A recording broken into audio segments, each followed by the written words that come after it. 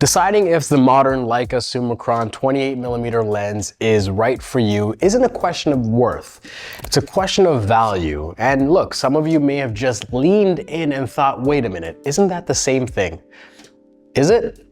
You see, when you're talking about worth, you're really talking about the monetary equivalent of something. How much can something be exchanged for? When you're talking about value, you can include worth in the conversation, but you can also include significance, meaning, and importance. It's just a much more richer dialogue. So if I'm gonna talk about one of the most popular lenses in the Leica lineup, I wanna have a conversation of value.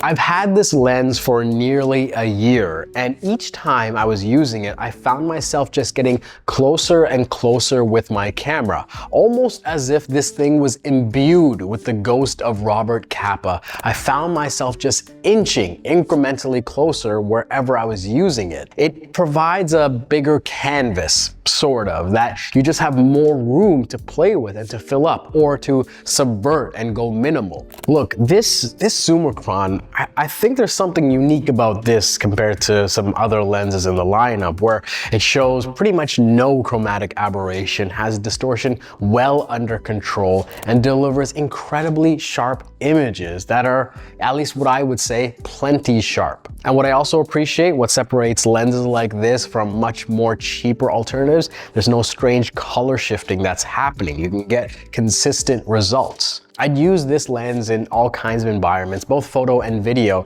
and it would take a good amount of deliberate effort to see flares creeping in. Now, let's go back to sharpness. I've seen people use the previous version of this lens and talk about this noticeable drop in sharpness toward the edges of the frame. And with this one, I was curious if that effect was still there. To be honest, I didn't really notice a significant drop in sharpness. It seems like the results that I was getting here wide open didn't quite match the rhetoric I've seen online for previous versions. If anything, when I cherry-picked a few results, I saw this mild dip in contrast and sharpness, again, only when wide open, but it didn't seem to... I almost had that line. He's gonna kill that fly, yeah, eventually. No, get it, man, it's right here. Where? Get it, I felt it. Get the fly. I didn't see a significant drop in sharpness. I saw a little bit of a dip in contrast and sharpness, but it didn't quite match, again, that rhetoric I've seen for the previous version of this lens. So if you're asking me, sharpness is just not an issue when it comes to this modern Summicron lens. The Leica Summicron 28mm has 10 aperture blades that come together for this clean, tapered bokeh. When you're looking at the results, it seems to have more of a linear and predictable response. Compare this to Summilux lenses that have a bit drastic drop in focus and sharpness, something that gives more pop to your subject. It doesn't have that creaminess that you would see from an f1.4 lens, right? But this should come as no surprise given its design. All in all, this is a lens that delivers a natural look. It's something that plays well in the world of documentary, more so than the world of cinema. And if you're someone that was an avid iPhone shooter and you're looking for something on your Leica that can give you a familiar experience, look, I'm not equating the iPhone lens to this. All I'm saying is that this 28, this wider perspective, this natural look, it will lean into the sort of learned behaviors of avid iPhone photography. This 28mm lens is wide enough to invite curiosity and exploration, but not so wide that it feels uncomfortable. And when you take a look at how it's made, you can see why so many people fall in love with this lens. Balance is what I felt when I used this lens, whether it was on my M6 or M11, right? Where it doesn't feel like it's tipping the center of gravity too far forward, where you feel like you're almost combating the lens to get that composition.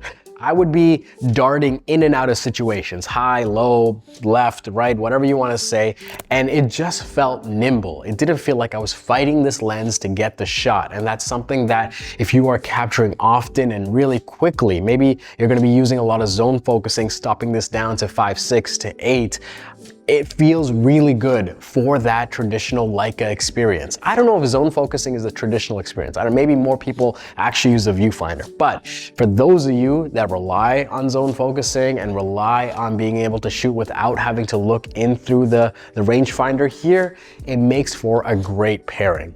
The focus ring on this lens, when it was out of the box, it felt a little stiff, but just with a couple of months, it got to a very smooth position. And again, we're talking about a year later here, it doesn't feel like I can accidentally shift this out of place. There's a good amount of resistance, but really smooth to operate. With 9 elements and an all-metal construction, this lens comes in at just under 290 grams with the hood attached. And let's talk about this hood. This thing is beautiful. I think this thing looks magnificent. And you even have this little slit here to give you even more of a vantage point to your frame. And what I love about it is that it just locks in securely and confidently. There's no guessing or over-tightening with this hood. It just falls into place.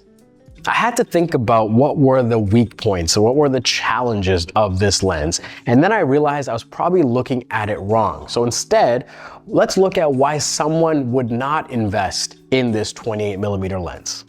At times, it might be tricky to compose your shot because the frame lines do go pretty close to the edge. If you are using the rangefinder a lot and you wear glasses, this can be a trickier lens to use and manipulate.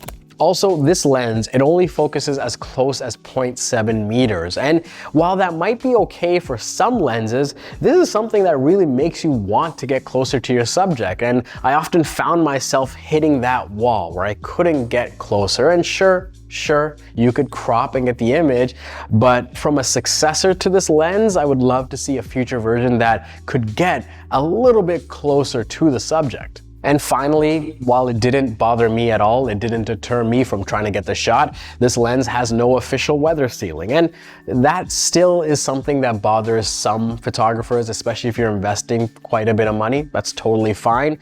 I would love to see a future in which these M lenses get an official IP rating, right? Where you can just have this sort of, I don't know, not a badge of honor, but the seal of approval that you can use it in more conditions. Now, how does this 28mm f2.0 lens compare to all the other 28mm options on the market for the Leica M mount?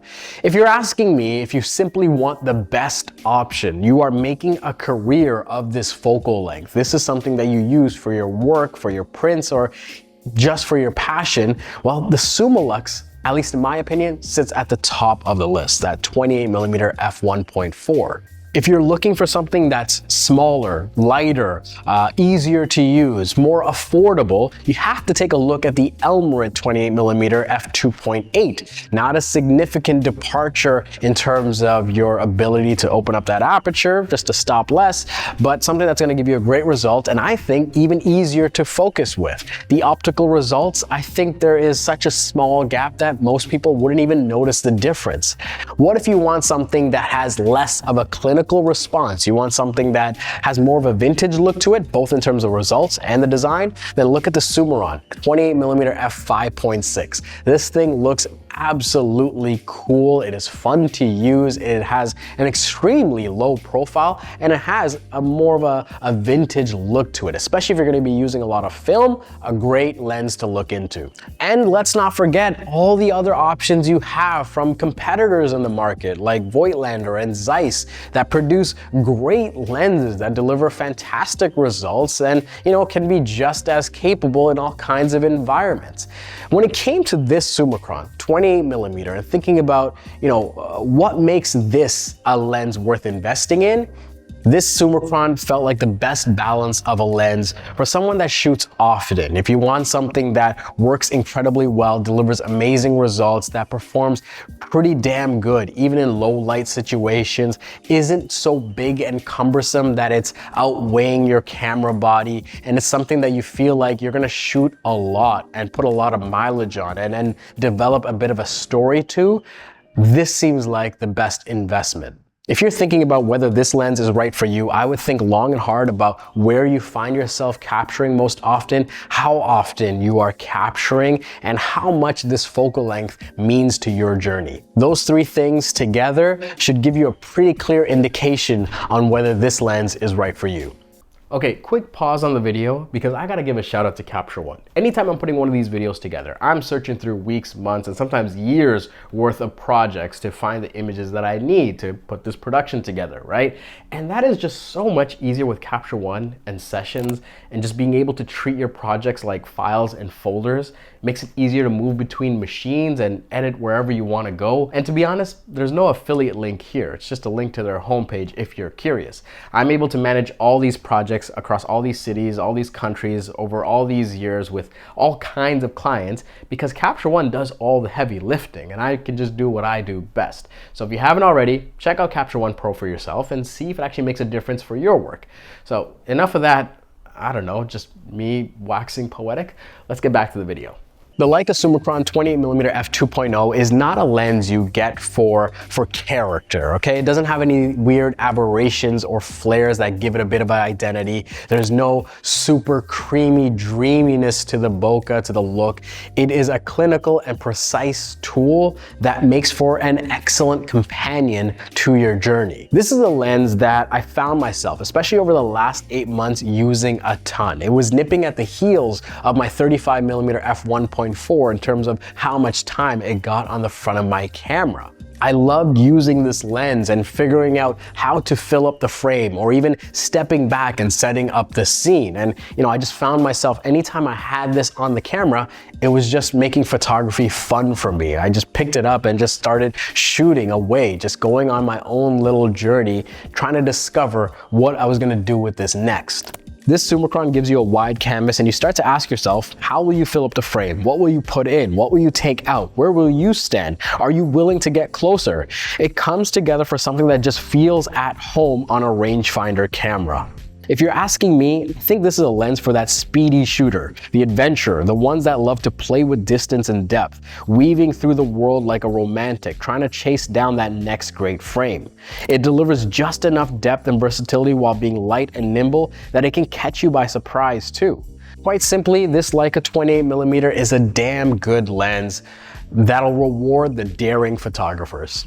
There you have it. That is my review of the 28mm Summicron lens. If this has been on your bucket list, let me know in the comments down below. But especially if you have this lens and you've been using a lot, let me know what your thoughts are in the comments down below as well. This is something that I got much sooner than I thought. It's something that I used a lot more than I thought I would. And it's something that I can't even imagine leaving home without. Like, even if I have one camera on one body, I try to find an excuse to pack this in somewhere if it's not already on my camera.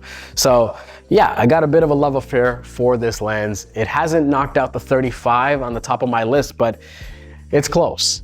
Anyway, that's enough for this video. As always, my name's Gadgen. Thank you so much for watching, and I'll see you next time.